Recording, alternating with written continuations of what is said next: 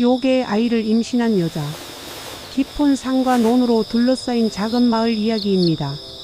그곳에는 마음씨 착하고 성실한 농부가 젊은 여자와 함께 살고 있었습니다. 여자는 낮에는 말이 없었지만 밤이 되면 마루에 앉아 달을 오래도록 바라보곤 했습니다. 사람들은 그 모습을 보며 저 여자는 달과 인연이 깊다고 수군거렸습니다. 어느 날 농부가 논둑을 걷다 우연히 목격한 장면이 있었습니다. 풀숲에서 커다란 뱀이 작은 개구리를 쫓고 있었습니다. 개구리는 힘없이 도망치고 뱀은 금방이라도 삼킬 듯 혀를 날름거렸습니다. 농부는 그 모습이 가엾어 생각 없이 소리쳤습니다. 그 생명을 놓아주거라. 그러면 내가 가진 것 중 가장 소중한 것을 주겠다. 그 순간 뱀은 개구리를 놓고 농부를 한번 바라보더니 풀숲 속으로 사라졌습니다. 정신이 든 농부는 자신의 말을 후회했습니다. 가장 소중한 걸 준다니 내가 무슨 말을 한 거야. 하지만 이내 스스로를 달랬습니다. 설마 짐승이 사람 말을 알아듣겠어. 그렇게 그날의 일은 잊혀져 갔습니다. 하지만 그날 밤부터 기이한 일들이 시작되었습니다. 달빛이 마당을 가득 채울 무렵이면 어디선가 왕자님처럼 잘생긴 사내가 조용히 나타났습니다. 그 얼굴은 너무 고와서 사람의 것이 아닌 듯했고 말은 거의 없었지만 묘하게 마음이 편안해지는 기운이 있었습니다.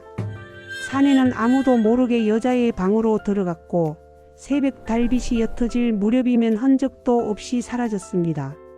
여자는 그 시간을 꿈처럼 느꼈고 아침이 되면 자세한 기억조차 남아있지 않았습니다. 며칠 뒤 여자의 몸에 변화가 나타났습니다. 기운이 달리고 밤마다 이상한 꿈을 꾸었으며 몸은 점점 무거워졌습니다. 농부는 마침내 한 가지 사실을 알게 되었습니다. 여자가 아이를 가진 것이었습니다. 그 무렵 처음 보는 점쟁이가 집을 찾아왔습니다. 점쟁이는 여자를 한번 보더니 조용히 말했습니다. 이 여자는 사람이 아닌 존재와 인연을 맺었고 지금은 요괴 아이를 임신한 상태입니다.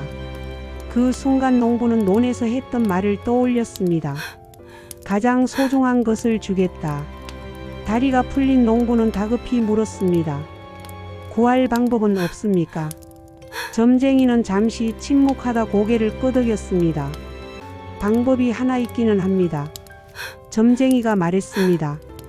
그 사내에게 사람이 오를 수 없는 곳에 있는 물건을 가져오게 하십시오. 그것이 본 모습을 드러내게 할 것입니다.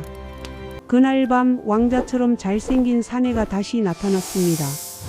여자는 조심스럽게 부탁했습니다. 뒷산 큰 나무 꼭대기에 사람의 손이 한 번도 닿지 않은 것이 있다는데 저를 위해 그것을 가져다 줄 수 있나요? 사내는 여자를 바라보다가 부드럽게 미소 지으며 고개를 끄덕였습니다. 사내는 뒷산으로 향했지만 사람의 몸으로는 그 나무를 오를 수 없었습니다. 달빛 아래 그의 모습이 변하기 시작했습니다. 고운 얼굴이 사라지고 몸에 비늘이 돋으며 마침내 뱀의 모습으로 변해 나무를 기어 오르기 시작했습니다. 하지만 꼭대기에 다다르기 직전 하늘에서 거대한 그림자가 내려앉았습니다. 둥지를 지키던 어미 새였습니다. 날카로운 울음소리와 함께 뱀은 붙잡혔고 그 자리에서 다시는 돌아오지 못했습니다. 다음 날 점쟁이가 다시 찾아와 말했습니다. 이제 남은 것은 태어날 아이를 지키는 일입니다. 그는 복숭아 꽃을 띄운 술을 여자에게 마시게 하라 했습니다. 그리고 해마다 3월 3일이 되면 반드시 복숭아 꽃을 띄운 술을 마시게 하십시오. 그러면 다가올 재앙을 피할 수 있을 것입니다. 말을 마친 점쟁이는 조용히 덧붙였습니다.